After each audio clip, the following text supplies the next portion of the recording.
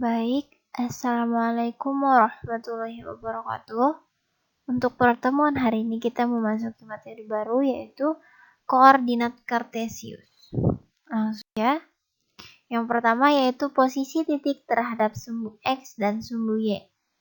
Sistem koordinat kartesius digunakan untuk menentukan posisi titik dalam bidang menggunakan dua bilangan yang dinyatakan sebagai koordinat X atau sumbu X dan koordinat Y atau sumbu Y. Nah, di sini kita lihat yaitu koordinat kartesius dengan sumbu X dan sumbu Y. Dengan titik-titiknya yaitu titik A, titik B, titik C, titik D, titik E, dan titik F. Yang pertama yaitu titik A. Nih, titik A itu memiliki posisi titik terhadap sumbu X dan sumbu Y, yakni 6 satuan ke kanan terhadap sumbu X dan 3 satuan ke atas terhadap sumbu Y. Kita lihat. Nah, titik A terletak 6 satuan ke kanan dari sumbu X dan 3 satuan ke atas dari sumbu Y, sehingga titik A terletak pada koordinat 6,3. Selanjutnya titik B. Titik B terletak pada 6 satuan ke kanan terhadap sumbu X dan 1 satuan ke bawah terhadap sumbu Y. Kita lihat. Nah, sumbu B terletak 6 satuan ke kanan dari sumbu X dan 1 satuan ke bawah dari sumbu Y, sehingga titik B terletak pada koordinat 6,-1. Selanjutnya titik C. Titik C terletak 3 satuan ke kiri terhadap sumbu X dan 2 satuan ke bawah terhadap sumbu Y. Kita lihat. Titik C terletak 3 satuan ke kiri dari sumbu X dan 2 satuan ke bawah dari sumbu Y, sehingga titik C terletak pada koordinat -3,-2. Selanjutnya titik D. Titik D terletak 6 satuan ke kiri terhadap sumbu X dan 4 satuan ke atas terhadap sumbu Y. Kita lihat nih.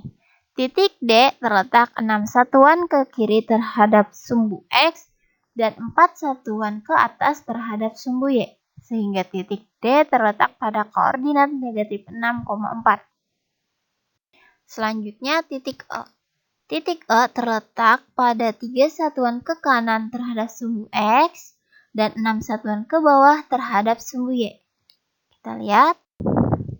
Titik E terletak 3 satuan ke kanan dari sumbu X dan 6 satuan ke bawah dari sumbu Y, sehingga titik E terletak pada koordinat 3,-6.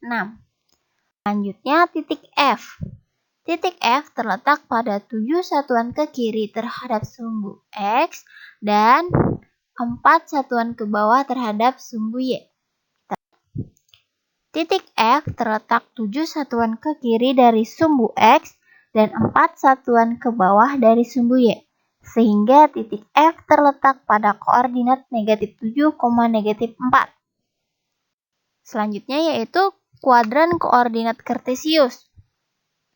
Sumbu X dan sumbu Y membagi bidang koordinat kartesius menjadi 4 kuadran, yaitu sebagai berikut.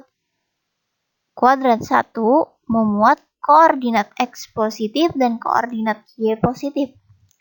Kuadran 2 memuat koordinat X negatif dan koordinat Y positif. Kuadran 3 memuat koordinat X negatif dan koordinat Y negatif. Terakhir, kuadran 4 memuat koordinat X positif dan koordinat Y negatif. Yang pertama yaitu kita ambil dari soal sebelumnya. Titik A terletak 6 satuan ke kanan dari sumbu X dan 3 satuan ke atas dari sumbu Y, sehingga titik A terletak pada koordinat 6,3 nih. X-nya 6 positif dan Y-nya 3 positif, maka kuadran 1. Kita lihat apa betul titik. Nah, titik A berada di kuadran 1 yang mana memuat X positif dan Y positif. Selanjutnya, titik D terletak 6 satuan ke kiri sumbu X dan 4 satuan ke atas dari sumbu Y, sehingga titik D terletak pada koordinat negatif 6,4. Yang mana artinya titik D memuat X negatif dan Y positif. Itu berada di kuadran 2. Apakah benar? Kita lihat. Nah, benar. Titik D berada di kuadran 2, yang mana yang memuat X negatif dan Y-nya positif. Selanjutnya, titik C terletak 3 satuan ke kiri dari sumbu X dan 2 satuan ke bawah dari sumbu Y, sehingga titik C terletak pada koordinat negatif 3, negatif 2. Nah, tadi dengan X negatif dan Y negatif itu ada pada kuadran 3. Apakah benar? Kita lihat titik. Ya, benar. Titik C berada pada kuadran 3 yang memuat X negatif dan Y negatif.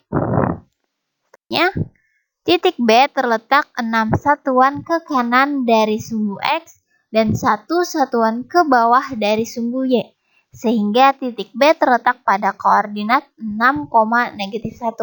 Yang mana artinya titik B memuat X positif dan Y negatif. Nah, itu dia berada pada kuadran 4.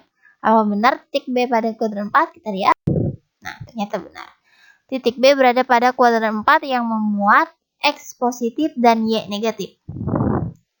Selanjutnya, posisi garis terhadap sumbu X dan sumbu Y. Dalam koordinat kartesius, terdapat sumbu X dan sumbu Y yang saling berpotongan tegak lurus. Dengan demikian, posisi garis pada koordinat kartesius dapat dideskripsikan berdasarkan letaknya terhadap sumbu X dan sumbu Y. Yang pertama, garis sejajar. Garis sejajar adalah garis yang letaknya sejajar dengan sumbu X. Garis-garis yang sejajar dengan sumbu X memiliki ciri jaraknya terhadap sumbu X selalu sama dan memiliki nilai ordinat yang sama. Yang kedua, garis tegak lurus. Garis tegak lurus adalah garis yang letaknya sejajar dengan sumbu Y. Garis-garis yang sejajar dengan sumbu Y memiliki ciri jaraknya terhadap sumbu Y selalu sama dan memiliki nilai ordinat yang sama.